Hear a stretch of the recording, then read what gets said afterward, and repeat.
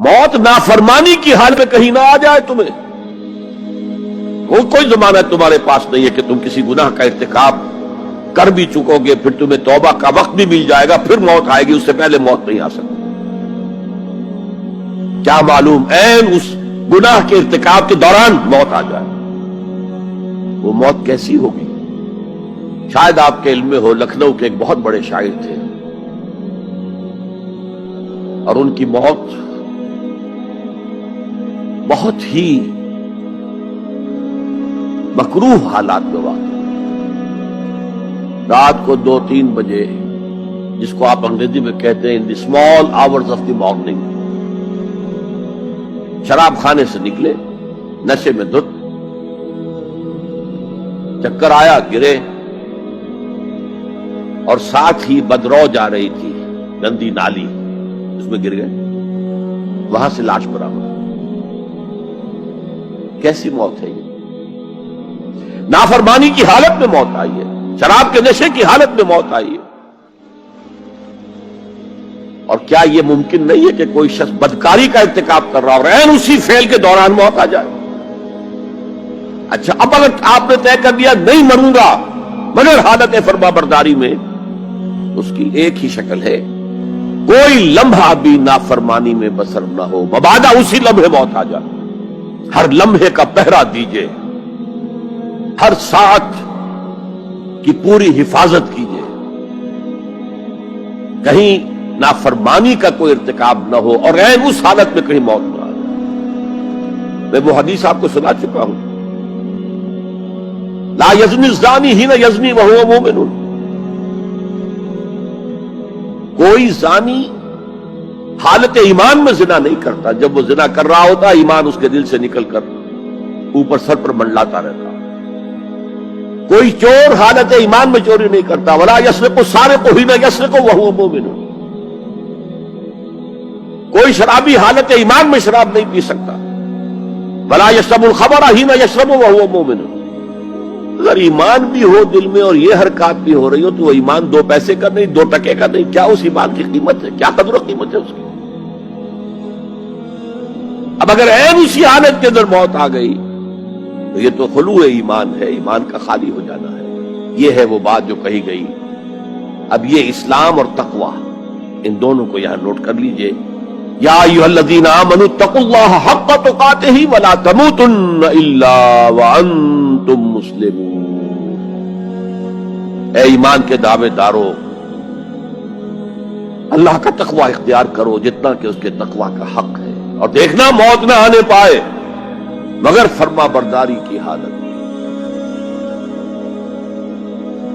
اب یہ اینٹیں اگر پختہ ہو گئی ہیں, ہم نے جہاد کے مختلف مراحل ان پر غور کیا تھا. پہلا مرحلہ کیا تھا؟ نفس امارہ کے خلاف جہاد, شیطان اور اس کی ذریت سلبی و مانوی کے خلاف جہاد, بگڑے ہوئے معاشرے کے جو پریشرز ہیں ان کے خلاف جہاد. یہ 3 جہاد کر کے کما حقہ فرض کیجئے کہ اب آپ تقوی اور فرما برداری کی روش پر راسخ ہو گئے, قائم ہو گئے. اب اگلا قدم کیا ہے؟ اب ان اینٹوں سے فصیل بنانی ہے. اینٹیں تو مضبوط ہو گئی, پوری طرح پٹ گئی, پختہ ہو گئی. وہ جو اقبال کہتا ہے کہ خام ہے جب تک تو ہے مٹی کا ایک انبار تو, اور پختہ ہو جائے تو ہے شمشیر بے زنہار تو. اور جس سے اکبر اللہ آبادی نے بھی کہا ہے, اس سے بھی بہتر انداز میں کہا ہے, تو خاک میں مل اور آگ میں جل, جب خشت بنے تب کام چلے. ان خام دلوں کے عنصر پر بنیاد نہ رکھ, تعمیر نہ کر. اگر ساحل سمندر سے ریت لے کے گولا بنا لیں, وہ نم تو ہوتی ہے ریت, گولا بن جائے گا, پھر اسے شیشے پر بھی ماریں گے, شیشہ کھڑا رہے گا, ریت بکھر جائے گی. اسی گولے کو ذرا بھٹی میں ڈال کے پکا لو, روڑا بنا لو, تو خاک میں مل اور آگ میں جل, جب خشت بنے, جب اینٹ بنو گے تب کام چلے. اب اگر اسے مارو گے تو کوئی نتیجہ تو برآمد ہوگا کہ نہیں. تو یہ پختہ افراد کی شخصیت کو پختہ کرنا, جو حیات اجتماعی اس کو نظر انداز کرتی ہے، جیسا کہ میں نے عرض کیا تھا، پہلی منزل تعمیر نہیں کی، دوسری کے اوپر چڑھا ہو گئے، دوسری ہے نہیں، تیسری جو ہے وہ ہوا کے اندر اس کی تعمیر ہو رہی ہے۔ ہماری بہت سی ناکامیوں کا اصل سبب یہ ہے۔ حضور نے پہلے افراد کو تیار کیا ہے، افراد کے ہاتھوں میں ہے اقوام کی تقدیر، ہر فرد ہے ملت کے مقدر کا ستارہ، اور ہر حیات اجتماعی یا کوئی تنظیم ہو، کوئی جماعت ہو جو اسلام کی سربلندی کے لیے کام کرنا چاہے، اسے سب سے پہلے پختہ کردار والے افراد تیار کرنے ہوں گے۔ یا ایھا الذین آمنوا اتقوا اللہ حق تقاتہ ولا تموتن الا وانتم مسلمون۔ اب دوسرا نقطہ کیا ہے؟ ان کو جوڑنا ہے، اب اینٹوں کو جوڑنا ہے۔ And for that you need a cement substance۔ پچھلے زمانے میں چونا وغیرہ ہوتا تھا، چونے سے جوڑا جاتا تھا، آج کل سیمنٹ ہے۔ اگر یہ سیمنٹ سبسٹنس مضبوط ہے تو یہ فصیل اور دیوار مضبوط ہے، اگر یہ نہیں ہے تو چاہے اینٹیں پختہ ہو تب بھی سیلاب کا ریلا آئے گا، بہا کے لے جائے گا۔ اینٹوں کی پختگی کے ساتھ ساتھ ان کو جوڑنے والا مورٹر جو ہے اس کو بھی مضبوط ہونا چاہیے۔ اس لیے دوسرا نقطہ، یہ سہ نکاتی لائحہ عمل، 3 نکاتی لائحہ عمل۔ پہلا تقوی اختیار کرو اور اللہ تعالیٰ کی پوری فرما برداری اختیار کرو، کوئی لمحہ تمہارا نافرمانی میں نہ گزرے۔ اب واعتصموا بحبل اللہ جمیعا ولا تفرقوا، چمٹ جاؤ اللہ کی رسی کے ساتھ مل جل کر اور تفرقے میں نہ پڑو۔ اعتصام عصمت سے بنا، عصمت حفاظت کو کہتے ہیں۔ اعتصام حفاظت حاصل کرنا۔ جیسے آپ دیکھتے ہیں کہ کسی بچے کو اگر کوئی خوف لاحق ہو جائے، کوئی ڈرائے، وہ آئے گا، دوڑے گا، ماں کی گود میں آ کر ماں سے چمٹ جائے گا۔ وہ یہ سمجھتا ہے اپنے چھوٹے سے ذہن کے مطابق میں قلعے میں آ گیا ہوں۔ یہ دوسری بات ہے کہ کوئی سفاک انسان، جیسے فسادات ہوتے ہیں یا جیسا کچھ 47 میں ہوا تھا، کوئی سفاک بھیڑیا صفت انسان آئے، بچے کو کھینچے ماں کی گود سے، اچھالے اور کسی نیزے میں پرو لے۔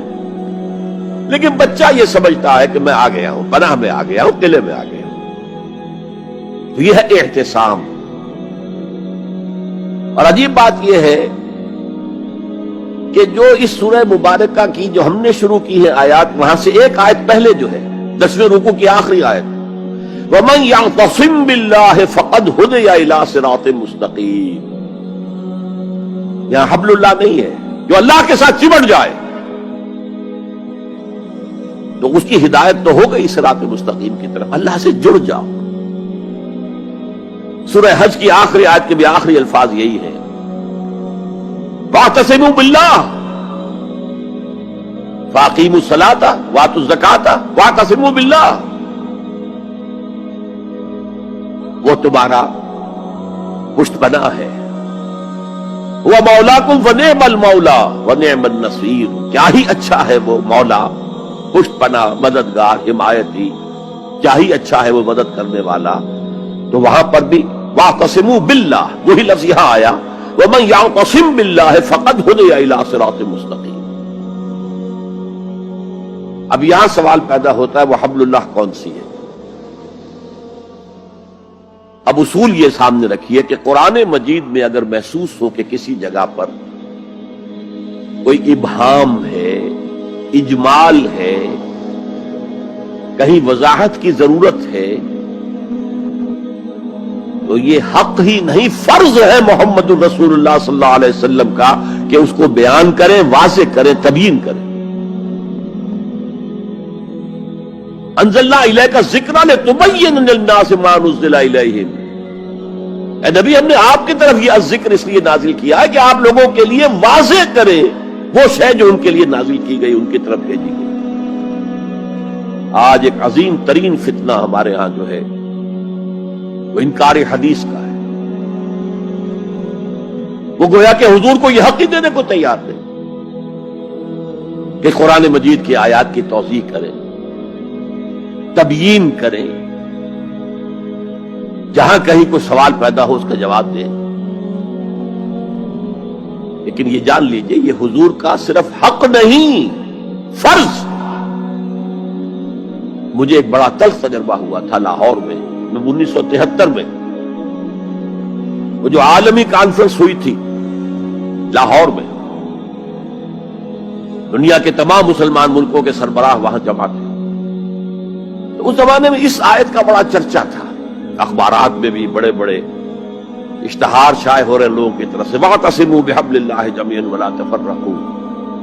رکشاؤں کے پیچھے بھی بینر لگے ہوئے ہیں، ٹیکسیوں کے پیچھے بینر لگے ہوئے ہیں، وَاعْتَصِمُوا بِحَبْلِ اللَّهِ جَمِيعًا. بینر آویزاں ہیں سڑکوں پر جا بجا. لیکن میں ایک پریس میں گیا کہ جہاں میری ایک کتاب چھپ رہی تھی اور تاخیر ہو رہی تھی، تو میں ذرا ان سے کہنے گیا جلدی کرو. وہاں ایک صاحب آئے ہوئے تھے اور بدقسمتی سے آزاد کشمیر، جو ہمارے ہاں آزاد کشمیر کہلاتا ہے، آپ کے ہاں وہ مقبوضہ کشمیر کہلائے گا، اس کے وہ محکمہ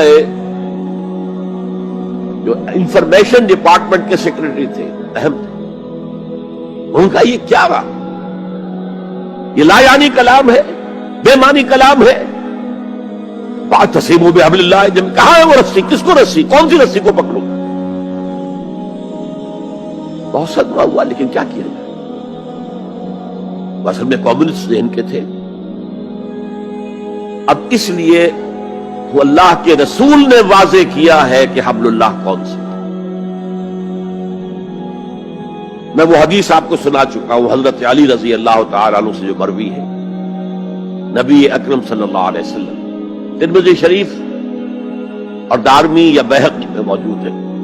تو اس میں یہ الفاظ میں هو حبل اللہ المتین وهو الذکر الحکیم وهو الصراط المستقیم. حضرت علی فرماتے یہ ہے کہ میں نے سنا حضور نے ارشاد فرمایا ان قریب ایک بہت بڑا فتنہ رونما ہوگا، انہا ستکون فتنۃ. میں نے سوال کیا مل مخرج منہا یا رسول اللہ، اے اللہ کے رسول فرمائیے اس سے نکلنے کا راستہ کون سا ہوگا، مخرج کون سا ہوگا، ایگزٹ کون سا ہوگا. یا آپ کے ہالز میں جہاں ایگزٹ لکھا ہوا ہوتا ہے سرخ سی بتیوں کے ساتھ، عرب ممالک میں مخرج لکھتے ہیں اس کو، نکلنے کی جگہ، بھاگنے کی جگہ. اگر کہیں دھواں بڑھ جائے، کہیں آگ لگ جائے تو بھاگو ان روشنیوں کی طرف، ان دروازوں کی طرف، وہ کھل جائے گا. تو جب حضور نے فرمایا کہ انہا ستکون فتنۃ، تو حضرت علی کہتے میں نے پوچھا بل مخرج منہا یا رسول اللہ، فرمایا کتاب اللہ. فتنوں سے بچانے والی اور فتنوں سے نکالنے والی شے صرف کتاب اللہ. فیہ خبر ما قبلکم و نبأ ما بعدکم و حکم ما بینکم. اس میں تم سے پہلے جو اقوام تھی ان کی خبریں موجود ہیں، تمہارے بعد آنے والی جو چیزیں ہیں ان واقعات کا تذکرہ موجود ہے، اور تمہارے درمیان جو اختلافات بھی رونما ہو سکتے ہیں ان سب کا حل موجود ہے.